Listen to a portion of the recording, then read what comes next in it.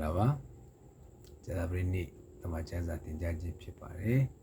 ။ဒီနေ့မျိုးကြောင့်ဗီဒီယိုအဖြစ်တင်ပြခြင်းဖြစ်ပါတယ်။လာမယ့်တနင်္ဂနွေနေ့က Palm Sunday တန်လွင်ခက်တနင်္ဂနွေနေ့ဖြစ်ပါတယ်။တကယ်ရှိသည်မြေကလေးကိုစီး၍ယေရုရှလင်မြို့ထဲကိုဝင်သောနေ့အဖြစ်နဲ့ကျွန်တော်သတ်မှတ်ကိုဝေကြခြင်းဖြစ်ပါတယ်။ရှမသက်ခန်းကြီး21ရှမကုခန်းကြီး17ရှင်လူကခန်းကြီး19ရှင်ဟာခန်းကြီး12မှာဤကြောင်းအများပါဝင်ပါတယ်။တကယ်ရှိသည်ဒီဘဲတော်တွေကိုဘက်ဖာကြီးရွာမှာမြင်းကြီးလေးကိုတော့ယူဖို့စေခိုင်းခဲ့ပါတယ်။မြေကိုစီး၍ယေရုရှလင်မြို့ထဲကိုဝင်ခဲ့တယ်။ဒီအခါမှာ Prophet Zachary ရေးသားထားတဲ့ Zachary Prophet ပြုထားတဲ့ Prophet ပြုချက်ပြည့်စုံကြောင်းကိုယူဒာလူမျိုးများတို့သိတဲ့အခါမှာတကယ်ပဲသူတို့ရဲ့နှုတ်မှာဟောရှနာဖြစ်စေသည်ဆိုပြီးတော့မှသူတို့တွေချီးမွမ်းကြတယ်ကြွေးကြော်ကြတယ်နော် Prophet ကြီး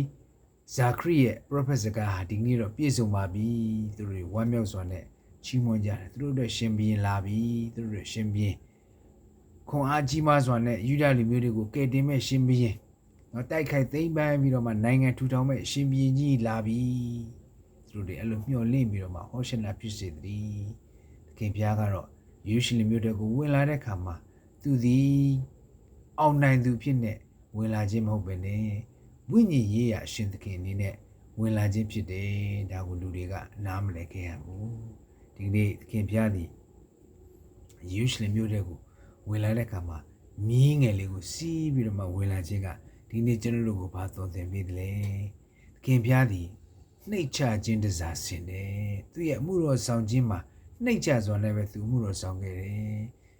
လူတွေကတော့ရှင်မြေဆိုရင်တော့ခက်ခက်ညမ်းညမ်းနဲ့เนาะတကယ်ပဲအင်မနာမတောက်တင်းတန်မာတဲ့မြင်းကြီးကိုစီးပြီးတော့မှဝင်ကောင်းဝင်ဖို့မျှော်လင့်မိမဲ့သခင်ပြားကတော့ဟလာဒန်ကီလို့ခေါ်တဲ့မြည်တတ်တော်ဟာစီးပြီးတော့မှပဲယေရုရှလင်မြို့ကိုဝင်ခဲ့တယ်ဒါကနှိတ်ချခြင်းတစားကိုသခင်ပြားကသူ့ရဲ့အမှုတော်မြတ်မှာနှိတ်ချစွာနဲ့တစားဆင်ခဲ့တယ်ဆိုတာကိုနားလည်ရတယ်ဒါကြောင့်သာသနာဆိုတာနှိမ့်ချဖို့လိုတယ်ဆိုတဲ့သင်ခန်းစာကျွန်တော်တို့ခံယူရပါတယ်နောက်တစ်ချက်သင်ခန်းစာကတော့လူတွေကဟောရှနာလို့អော်ခဲ့ကြတယ်ချီးမွမ်းကြတယ်ဒါပေမဲ့၄ရက်ပဲခံတယ်ဒီလူကိုသတ်ပါဆိုပြီးတော့မှတဖန်ပြန်ပြီးတော့မှသခင်ဖျားကိုသူတို့တွေကဟလာကားစဉ်တင်ဖို့သူတို့တွေကပြောဆိုခဲ့ကြတယ်လွန်ခဲ့သော၄ရက်ကတော့ဝမ်းမြောက်စွာနဲ့ပဲစိတ်လှရှားစွာနဲ့ပဲကိုယ်ွယ်စိတ်ကပ်ခဲ့ကြတဲ့သူတွေဟာ၄ရက်ပြည့်တဲ့အချိန်မှာတော့ဒီလူကိုတတ်ပါဆိုပြီးတော့မှအမုန်းတရားတွေနဲ့ပြန်လဲပြီးတော့မှသခင်ဘုရားကိုသူတို့တွေကဟာပြစ်တင်ခဲ့ကြတယ်သခင်ဘုရားကိုကဲ့ရဲ့စီရင်ခဲ့ကြတယ်ဒီကနေ့ဘာသင်ခန်းစာယူဆရာရှိရဲ့စိတ်လှုပ်ရှားမှုပေါ့အခြေခံခဲ့တဲ့လူတစုကသခင်ဘုရားရဲ့တကယ်ဖြစ်တည်ခြင်းကိုသူတို့တွေနားမလည်ပဲနဲ့သခင်ဘုရားကတကယ်ပဲသူ့ရဲ့ဝိညာဉ်ရေးရအရှင်သခင်အဖြစ်ဖော်ပြဖို့ရန်အတွက်ပြင်ဆင်တဲ့အခါမှာဒီလူတွေအားလုံးကသူတို့မျှော်လင့်သလိုဖြစ်မလာတဲ့အခါမှာသူတို့စိတ်လှုပ်ရှားထားသလိုဖြစ်မလာတဲ့အခါမှာသခင်ဘုရားပေါ်မှာသူတို့တွေကသူတို့ရဲ့ဟလာစိတ်လှုပ်ရှားမှုတွေကိုသူတို့တွေကပြောင်းပြန်လှန်ပစ်ပြီးတော့သခင်ဘုရားကိုချီးမြှောက်တဲ့ပါဇက်တွေကသခင်ဘုရားကိုကွပ်မျက်ဖို့ရန်အတွက်တဖန်ပြန်ပြီးတော့မှတောင်းဆိုတဲ့သူတွေဖြစ်လာတယ်။ကိုးကွယ်ခြင်းမှာ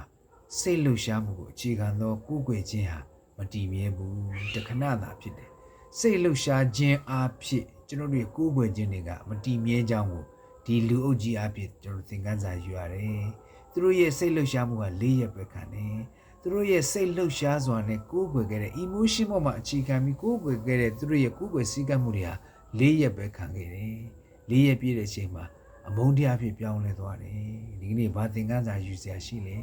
။ကျွန်တော်တို့ကိုကယ်ပါလို့អော်ခဲ့တဲ့သူတွေကဒီလူကိုသတ်ပါဆိုပြီးတော့ပြန်လဲអော်ကြတဲ့သူတွေဖြစ်သွားတယ်။စိတ်လှုပ်ရှားမှုကိုအခြေခံခဲ့တဲ့သူတွေရဲ့ကိုးကွယ်ခြင်းကမတည်မြဲဘူးဒီနေ့ကျွန်တော်တို့နေရာတကာမှာစိတ်လှုပ်ရှားမှုကိုအခြေခံတဲ့ကိုးကွယ်ခြင်းတွေများစွာနေရာယူလွှမ်းမှုလည်းရှိတယ်လူတွေကိုအံ့ဩအောင်လူတွေကိုမိတ်မောအောင်လူတွေရဲ့စိတ်လှုပ်ရှားမှုကိုဖန်ဆားပြီးတော့မှသာသနာပြုနေခြင်းတွေကိုကျွန်တော်များစွာတွေ့ရတယ်စိတ်လှုပ်ရှားမှုကိုအခြေခံတဲ့ကိုးကွယ်ခြင်းတွေဟာမတည်မြဲဘူးအချိန်ကာလရွေ့လျော့ခြင်းတစ်ခုမှသူတို့တွေဟာပျောက်ကွယ်သွားမှာပဲဖြစ်တယ် ကိုယ်ွယ်ချင်းစစ်မှန်မှုကတော့စိတ်လှုပ်ရှားမှုမှာအခြေခံမှုတကယ်ပဲဖရာရဲ့မေတ္တာတော်ကိုကိုးစားခြင်းယုံကြည်ခြင်းနဲ့အနံ့ခြင်းပေါ်မှာအခြေခံတယ် emotional Christian တွေကကျွန်တော်တို့ရည်ရှင်မခံဘူးတကယ်ပဲယုံကြည်စိတ်ချတဲ့ယုံကြည်သူတွေမှသာလေရေရှည်ခံတဲ့ယုံကြည်သူတွေဘာပဲဖြစ်ဖြစ်စိတ်လှုပ်ရှားစာရှင်စိတ်လှုပ်ရှားမယ်သီးခံစာရှင်သီးခံမယ်ကောင်းကြီးမင်္ဂလာရေးတွက်စာရှင်ရေးတွက်မယ်ဆင်းရဲဒုက္ခကိုကြော်ပြတဲ့အခါမှာလဲခန္ဓာရည်ရှိစွာနဲ့ကြော်ပြမယ်ဒီလိုမျိုးစိတ်လှုပ်ရှားခြင်းကိုအခြေမခံမဲနဲ့ကိုယ်ွယ်ခြင်းယုံကြည်ကိုးစားခြင်းကိုအခြေခံတဲ့ယုံကြည်သူတွေအသက်တာဖြစ်ကြဘူးဒီနေ့ကျွန်တော်တို့သတိပြုဆင်ခြင်ရပါတယ်၄ရက်တာစိတ်လှုပ်ရှားတဲ့သူတွေအထဲမှာကျွန်တော်တို့မပါဘူးလေကိုသတိပြုဖို့ဖြစ်ပါတယ်သခင်ယေရှုမျက်ရည်ကျခဲ့တယ်လူတွေကသခင်ယေရှုကိုမျက်ရည်ကျအောင်လုပ်ခဲ့တယ်ဘာကြောင့်လဲသခင်ယေရှုသိပါတယ်ယနေ့သူတို့ကတော့ငါ့ကိုဟောရှနာလို့အော်ဝေမဲ့နောက်အချိန်ကာလတစ်ခုမှာငါ့ကိုသူတို့တွေကကွဲမြဲကြမှာပဲဒီနေ့သခင်ဘုရားကိုမိမိရဲ့သဘောမိမိရဲ့စိတ်ဆန္ဒအတွက်အသုံးပြုတဲ့သူတွေမဖြစ်ဖို့ကျွန်တော်တို့ဆင်ခြင်ရတယ်ဒီလူတွေကသူတို့ရဲ့စိတ်ကျဉ်နှံ့ဖို့ရန်အတွက်ဟောရှနာအော်ခဲ့ပြီမဲ့သူတို့စိတ်မကျဉ်နှံ့တဲ့အခါမှာဒီလူကိုတတ်ပါလို့အော်ခဲ့တယ်သခင်ဘုရားဒီယေရှုရှင်မျိုးတွေကိုဝင်တဲ့အခါမှာမျက်ရည်ကျပါတယ်သခင်ဘုရားမျက်ရည်ကျရတဲ့အကြောင်းကတော့သူ့ရဲ့ဖြစ်တည်ခြင်းသူ့ရဲ့တကယ်သာသနာကိုဒီလူတွေမမြင်တာနားမလဲတာကိုသခင်ဘုရားကဝမ်းနေခြင်းဖြစ်တယ်လို့ဒီကနေ့လေ့လာတဲ့သူတွေကဒီလိုမျိုးဖော်ပြသက်သေခံကြတယ်သခင်ဘုရားကိုဝမ်းနေအောင်လုပ်တဲ့သူတွေထဲမှာကျွန်တော်တို့မပါမိဘူးလေကျွန်တော်တို့ကိုပြင်ဆင်ရပါတယ်သခင်ဘုရားယေရှုရှင်မြို့တွေကိုဝင်ပြီးတော့မှနော်သခင်ဘုရားဒီကရာနီခီးလန်းကိုပြင်ဆင်တဲ့အခါမှာလူဒန်းစားအားလုံးဟာယေရှုရှင်မြို့မှာရှိနေကြတယ်တပည့်တော်တွေလည်းရှိနေတယ်ဖျားဘူးတွေလည်းရှိနေတယ်ဧည့်သည်တွေလည်းရှိနေတယ်လေ့လာတဲ့သူတွေလည်းရှိနေတယ်အနေနဲ့အရရကလူများစွာလူပေါင်းစုံဟာဒီနေရာမှာရှိနေကြတယ်ဒီနေ့သခင်ဘုရားကလဝါကားတဲ့တော်ကောကနေကြည်ညာတဲ့ကတော့ဒီလူအားလုံးကိုခွင့်လွှတ်ပေးပါသူတို့ပြုတ်တဲ့မှုကိုသူတို့မသိပါဘူးဒီလူအားလုံးကိုခွင့်လွှတ်ပေးပါဒီသခင်ဘုရားရဲ့အမှုတော်အားလုံးတို့အတွက်ဖြစ်တယ်သခင်ဘုရားဒီလူစားတိခံခြင်းဟာလူသားအားလုံးတို့အတွက်ဖြစ်တယ်ဒါကိုဒီနေ့ကျွန်တော်တို့နားလည်ရမယ်တပည့်တော်ကြီးအတွက်ပဲမဟုတ်ဘူးယူဒလူမျိုးကြီးအတွက်ပဲမဟုတ်ဘူးသူကိုသိသိဖြစ်စေမသိသိဖြစ်စေသခင်ဘုရားရဲ့မေတ္တာတော်ဟာလူသားအားလုံးနဲ့သက်ဆိုင်တယ်ဆိုတာကိုတော့ကျွန်တော်တို့ဝန်ခံရမယ်နားလည်ရမယ်ဓမ္မကျမ်းစာကဒီလိုပဲဖော်ပြပါတယ်ခါထဲမှာကျွန်တော်တို့က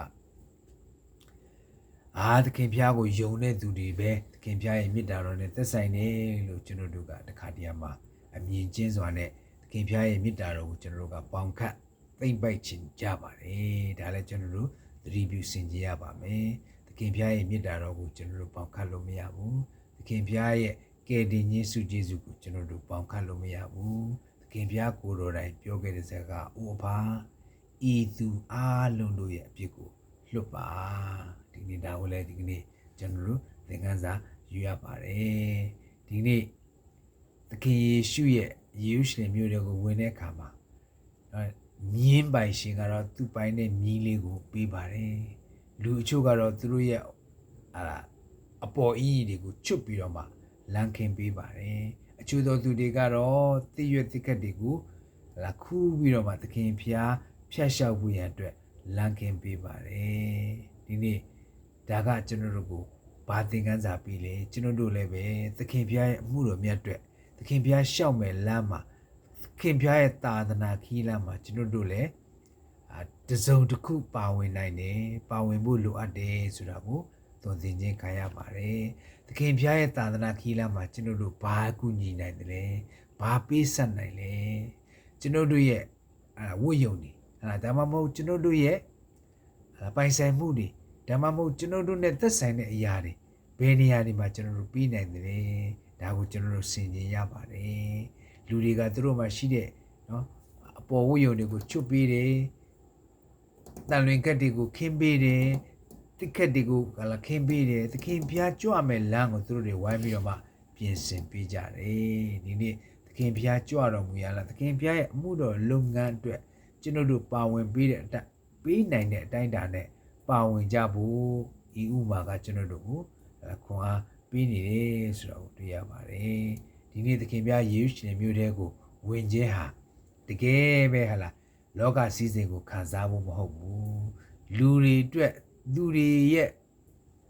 ပြစ်အတွက်လူသားအားလုံးတို့အတွက်သူ့ရဲ့မေတ္တာတရားကိုဖော်ပြဖို့ရန်အတွက်ခီးစဉ်ကိုအစပြုခြင်းဖြစ်တယ်။တင်းငွေကနေစလိုက်တဲ့ဒီခီးစဉ်ဟာတောက်ကြနေမှာလက်ဝါးကားတဲ့ပေါ်မှာတက်ပြီးတော့မှဒီကနေ့လူသားအားလုံးတို့အတွက်အပြစ်ကြွေးကိုခံယူဖို့ရန်အတွက်လက်ဝါးကားတဲ့တော်ပေါ်မှာသက်တော်ကိုစွန့်လျက်ကျွန်တော်ကျမတို့အတွက်ကယ်တင်ခြင်းစုကျေးဇူးတရားကိုဖြစ်စေတဲ့ဒီသာသနာခီးကိုသခင်ဖျားက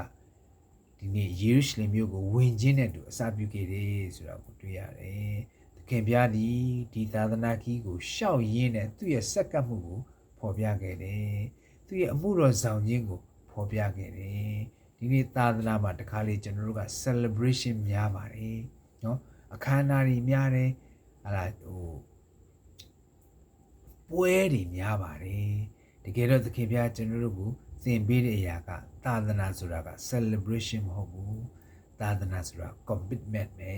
စက္ကအနံ့ခြင်းပဲပေးဆက်ခြင်းပဲဖြစ်တယ်သခင်ဘုရားသည်ပေးဆက်ဖို့ယေရှုမြို့ထဲကိုဝင်လာတာဖြစ်တယ်သခင်ဘုရားသည်ပေးဆက်ဖို့လူစားတီကိုခံယူတာဖြစ်တယ်သခင်ဘုရားသည် celebrate လုပ်ဖို့လာတာမဟုတ်ဘူးသခင်ဘုရားသည် commit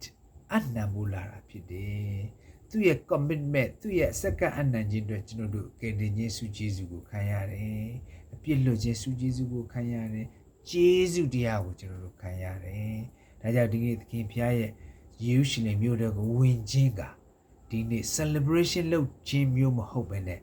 စက္ကအနံ့ခြင်းအသက်တာကိုကျွန်တော်တို့ကိုသွန်သင်တယ်ဆိုတာကိုကျွန်တော်တို့နားလည်ရပါတယ်ငါ၌စီးကပ်လို့သောသူဖြစ်လေကို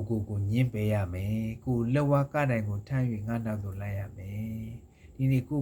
ညှင်းပယ်ခြင်းဆိုတာကစက္ကအနံ့ခြင်းပဲကိုရဲ့ဖြစ်ခြင်းတဲ့ဆန္ဒကိုရဲ့အာတိတတွေကိုရဲ့လောဘကထွက်ပေါ်လာတဲ့ယမက်ကထွက်ပေါ်လာတဲ့ဒီဆန္ဒတွေကိုမျိုးချပြီးတော့မှသခင်ပြတော့အသက်ရှင်မယ်နှုတ်ကပတ်တော်ကသွန်သင်တဲ့အတိုင်းအသက်ရှင်မယ်ဒါတွေအားလုံးဟာစက္ကခြင်းပဲသခင်ပြကသွန်သင်တဲ့ငါ၌စီးကပ်လို့သောသူဖြစ်လေကိုညှင်းပယ်ရမယ်ဒါကြောင့်ယေရုရှလင်မြို့ကိုသခင်ပြဝင်ခြင်းက celebration လုပ်တာထက် commitment စက္ကအနံ့ခြင်းကိုပုံသက်တည်ပြခြင်းဖြစ်တယ်လို့ဒီကနေ့ကျွန်တော်တို့နားလည်ရပါတယ်ချစ်တော်မိတ်ဆွေတို့ဘာမ်ဆန်ဒီမှာသခင်ယေရှုသည်မြေကလေးကိုစီး၍ယေရုရှလင်မြို့ထဲကိုဝင်ခဲ့တယ်သူ့ရဲ့ကားတိုင်ခီးရဲ့အစပြုနေ့ရဖြစ်တယ်ကားတိုင်ရဲ့မြစ်တာတော်ကိုဖော်ပြမယ်အစပြုသောနေ့ရဖြစ်တယ်ဒီနေ့ရက်ကိုနှိမ့်ချစွာနဲ့သူသည်မြေကလေးကိုစီး၍ဝင်လာတယ်ရိုးသားစွာနဲ့ကိုးကွယ်ကြဖို့စိတ်လှုပ်ရှားမှုကိုအခြေမခံဘဲနဲ့ယုံကြည်ခြင်းတရားကိုအခြေခံသောကိုးကွယ်မှုဖြင့်ကိုးကွယ်ကြဖို့ရန်အတွက်သတိပြုပါစိတ်လှုပ်ရှားမှုကိုအခြေခံတဲ့ကိုးကွယ်သောလူအုပ်စုထဲမှာကျွန်တော်တို့မပါဝင်မိစေဖို့သတိပြုပါအခုကောင်းကြီးပေးအခုကျိန်ဆဲတဲ့အုပ်စုထဲမှာကျွန်တော်တို့မပါဝင်မိစေဖို့သတိပြုပါအခုပဲအားကိုးတယ်အခုပဲမုန်းသွားတယ်ဆိုတဲ့အုပ်စုထဲမှာမပါဝင်ဖို့ကျွန်တော်တို့သတိပြုပါသခင်ယေရှုကိုမျက်ရည်ကျအောင်လုပ်တဲ့အုပ်စုထဲမှာကျွန်တော်တို့မပါဝင်စေဖို့လေကိုစင်ကြင်ကြပါယုံကြည်သူဖြစ်ခြင်းဟာအောင်ပွဲခံမှုမဟုတ်ဘူး celebration မဟုတ်ဘူးယုံကြည်သူဖြစ်ခြင်းဟာ commitment စက္ကအနံ့ခြင်းအသက်တာနဲ့အသက်ရှင်မှုပဲဖြစ်တယ်သခင်ဖျားအတွက်ကျွန်တော်တို့ပွဲခံမှုမဟုတ်ဘူးသခင်ဖျားအတွက်စက္ကပ်ဖို့ဖြစ်တယ်သခင်ဖျားကိုတော်တိုင်သူ့ရဲ့အသက်တာမှာသူ့ကျွန်တော်တို့လူသားအားလုံးတို့အတွက်သူကစက္ကပ်ပြီးတော့မှဒီကားတိုင်ခီးအတွက်သူစီနှိမ့်ချစွာနဲ့သူပြင်ဆင်ပါဝင်ခဲ့တယ်လို့ပဲဒီနေ့သခင်ဖျားနောက်ကိုလိုက်တယ်ကျွန်တော်တို့ဒီလည်းပဲစက္ကပ်အနံ့နဲ့ပါဝင်ကြဖို့ဖြစ်တယ် celebration လုပ်တာတဲ့ commit စက္ကပ်အနံ့ခြင်းအဖြစ်ကျွန်တော်တို့သက်ရှင်ကြဖို့နှိုးဆော်ပါတယ်။ပမ်ဆန်ဒီဖြစ်သောကြောင့်အလုံးဖျားကြောင့်သွားပြီးတော့မှဝတ်ပြုကိုယ်ွယ်ကြဖို့ရအတွက်လည်းနှိုးဆော်ပါတယ်။ကျမ်းစာတွေအလုံးဖျားသခင်ကောင်းချီးပေးပါစေ။